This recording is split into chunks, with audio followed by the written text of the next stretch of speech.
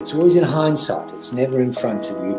And that's one of the challenges, right? Because you're always valuing what happened yesterday. And what you need is what's going to happen tomorrow.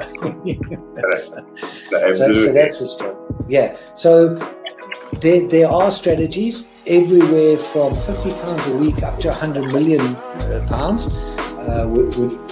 And they're different, right? They range differently from everyone, but and from country to country, to be fair. Different countries have different tax laws, so different vehicles.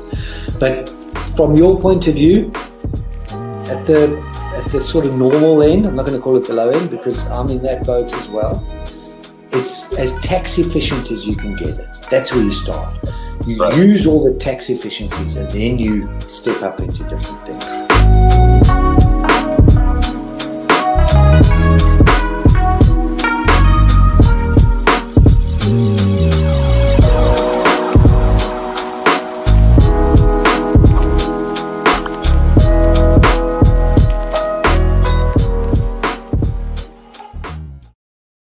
And it gives them something to look at, and it makes them laugh. It makes them laugh. So that's why I do it. Oh, and it could be a really good pickup line as well. Ladies who ask, "Hey, excuse me, so why are you wearing something so colorful?" I mean, hey, you can always have something up on your sleeve. I mean, got me thinking. You want to stand out. Why do you want to stand out though so much, especially with these kind of shirts when you're riding? There must be a purpose behind it, right?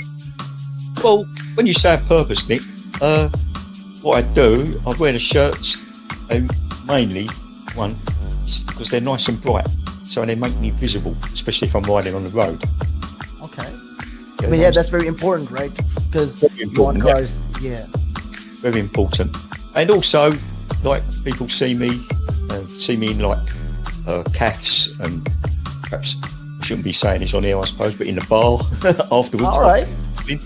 And it gives them something to look at, and it makes them laugh. It makes them laugh, so that's why I do it. Oh, and it could be a really good pickup line as well. Ladies who ask, "Hey, excuse me, so why are you wearing something so colorful?" I mean, hey, you can always have something up on your sleeve. I mean, you look like a guy who would do. You know me too well. You know me too well, Nick.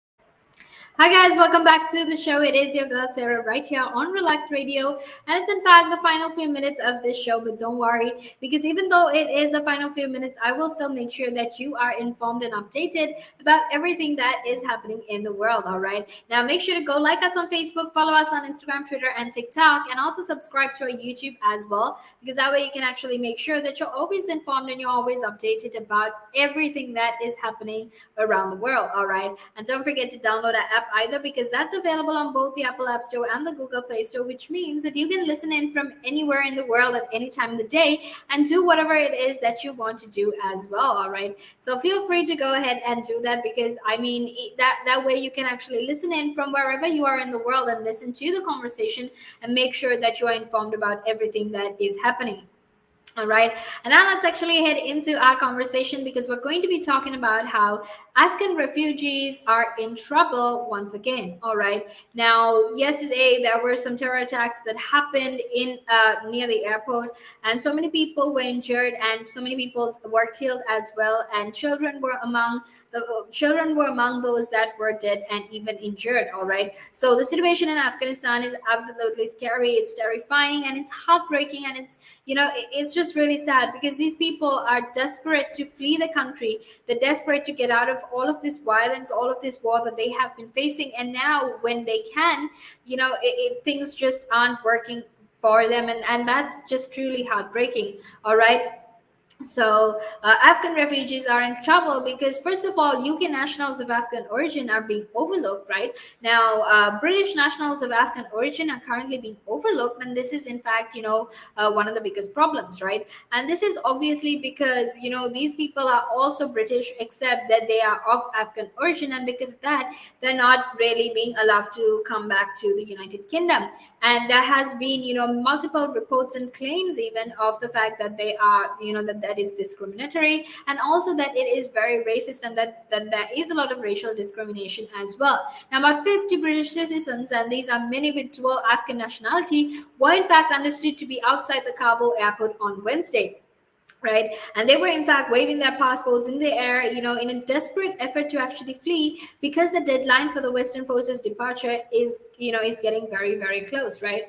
And also, with regard to all of this, people actually, or rather, a foreign office worker who was processing applications inside the Kabul airport actually said that there was absolutely no hierarchy, and that hundreds of applications and offer were in fact being processed. All right, so it's important to keep that in mind as well, because this is what is happening. Now, something else that obviously is happening is that there are still 2,000 people that have been, there are still 2,000 people, and especially Afghan interpreters and others who work for the British government, who are still stuck in the Kabul airport. All right, and essentially what is happening is that these people are still to be airlifted out of Kabul by the RAF, and defense sources are saying that this is because the emergency evacuation is reaching its final stages, right? And there's also an unidentified number of special cases like human rights activists, judges, LGBTQ plus advocates, and also others who are placed on the special list by the Foreign Office, but they're still waiting evacuation. All right, so all in all, things don't seem to be pretty great. Things seem to be not things seem to be actually a bit scary at this point of time, but that is what is happening. And now let's actually very quickly head into a break, because after that I will be back to discuss this further. So until then, make sure you stay tuned.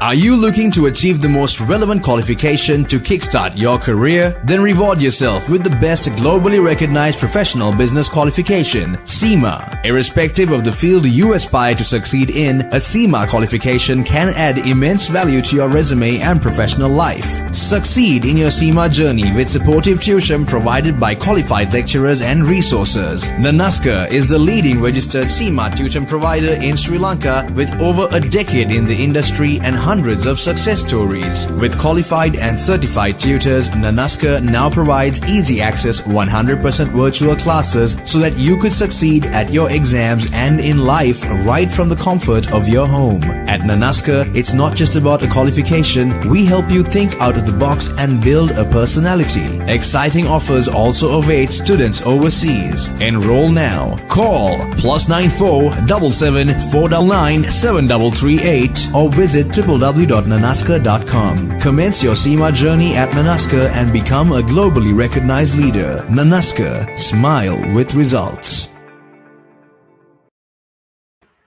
Hi guys, welcome back to the show. It is your girl Sarah right here on Relaks Radio, and we're getting very close towards the end of the show. So while I remind you that you can actually go like us on our socials and follow us on Instagram, Twitter, and TikTok, make sure to actually go ahead and download our app as well. All right, and now let's actually head into our conversation, because we still have so much more left to talk about with regard to how business leaders are calling for the relaxation of visa rules. All right, now what's important for you to keep in mind actually is that there are so many business leaders across the United Kingdom that are asking for these visa rules to be relaxed, given the fact that they're facing labor shortages and staff shortages and even supply shortages in their relevant industries. So mostly these are food firms and firms that deal with, and supermarkets as well. And essentially what's happening is, because of Brexit and also the added burden of COVID, these leaders are, basically at a loss to do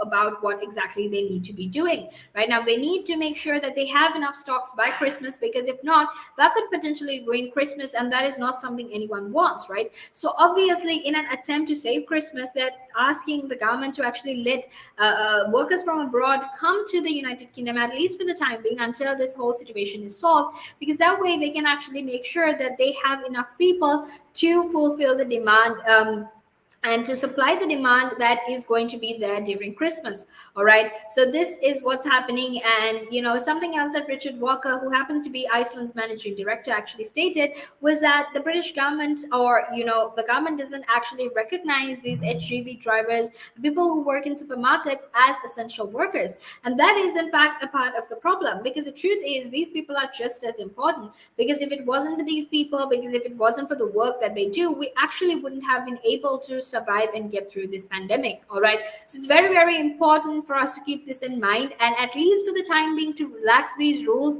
so that we have a way of, making sure that shortage isn't as bad and doesn't get much worse than it already is. All right, so that is what the conversation is about, and I really, really hope you have an absolutely amazing day, because unfortunately it's time for me to head out of here. But don't worry, because you will have a lot more interesting and informative conversation to keep you company for the rest of the day